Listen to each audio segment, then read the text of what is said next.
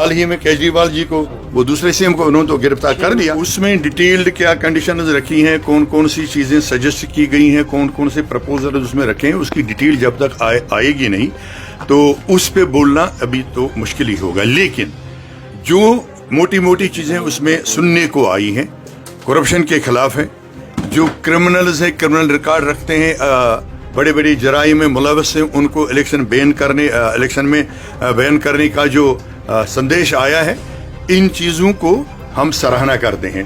क्योंकि अगर मुल्क को एक पेज पे लाकर साफ सुथरा निज़ाम देना है, बेहतरीन एडमिनिस्ट्रेशन देनी है, करप्शन फ्री कंट्री बनानी है, तो जितने भी क्रिमिनल्स जो इस वक्त भी पार्लियामेंट में बहसते पार्लियामेंट मेंबर नुमाइंदगी कर रहे हैं, तो उनके खिलाफ कार्रवाइयां होनी चाहिए। देश के लिए एक अच्छी बात होगी। और करप्शन को इरेडिकेट करने के लिए, करप्शन को खत्म करने के लिए जो इकदाम इसमें वजह किए गए हैं वो तो बहुत अच्छी बात है।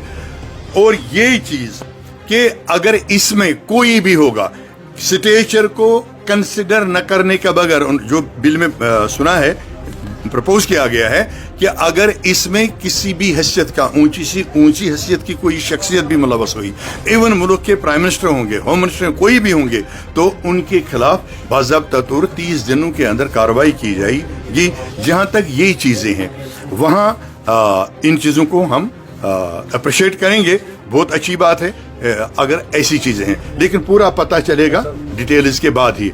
जैसे हमारी जम्मू कश्मीर की हालत आप देख लीजिए, यहाँ भी करप्शन तो पीक पे है।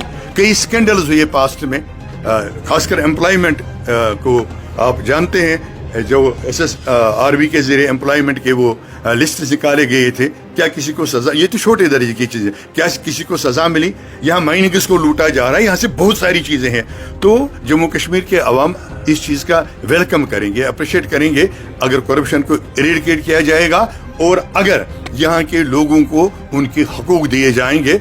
और बहुत अच्छी बात है मुल्क के लिए। और इसके साथ साथ हम ये भी अपील करना चाहेंगे, बिल में ये भी होना चाहिए, जैसे किसी जर्नलिस्ट ने कहा कि जो मुल्क में भाईचारे को जख्म पहुंचाने की कोशिश कर रहे हैं, सोसाइटी को डिवाइड करना चाहते हैं तासुब की बुनियाद पर, मजहबी मुनाफरत फैलाकर, उन चीज़ों का भी किल्ला कमा करना ज़रूरी है। अगर वो चीज़ें बिल में आएंगी तो ये बहुत अच्छी बात है। इसमें तभी मैंने कहा कि अभी डिटेल्स नहीं आई, इस पे ज़्यादा हम बात नहीं कर सकते हैं। ये जो कानून होता है, आप सभी जानते हैं, कानून तो हर किसी शख्सियत से ऊपर होता है, बालातर होता है। जब मुल्क का आईन तश्कील दिया जा रहा था तो आईन में ये बताया गया है कि शख्स कितना भी अवामी मकबूलियत रखता हो या कितने भी बड़े ओहदे पे हो, अगर कानून के खिलाफ, मुल्क के कानून के खिलाफ, कानूनी बारीकियों के खिलाफ काम करता होगा तो वो मुजरिमों के कटेरे में खड़ा किया जा सकता है। इसलिए प्राइम मिनिस्टर, आपने देखा होगा, यहाँ बहुत सारे हमारे प्राइम मिनिस्टर नरसिम्हा राव रह चुके हैं, उनको भी अरेस्ट किया गया था। बहुत सारे लोगों को यहाँ तो कई चीफ मिनिस्टर्स को, सिटिंग प्राइम मिनिस्टर थे नरसिम्हा राव जी को जब अरेस्ट किया, साबिका प्राइम मिनिस्टर थे ना वो, जी, सिटिंग चीफ मिनिस्टर को आज की रिजीम में, मोदी जी की रिजीम में, हाल ही में केजरीवाल जी को, वो दूसरे सीएम को उन्होंने तो गिरफ्तार कर लिया। तो लेकिन इसमें एक बहुत बड़ा खदशा ये है जिसको दूर करने की जरूरत है, जिसको क्लियर करने की जरूरत है कि क्या ये अपोजिशन पर तक ही महदूद रहेगा? कहीं इसमें सियासी इंतकाम गिरियां तो नहीं ली जाएंगी?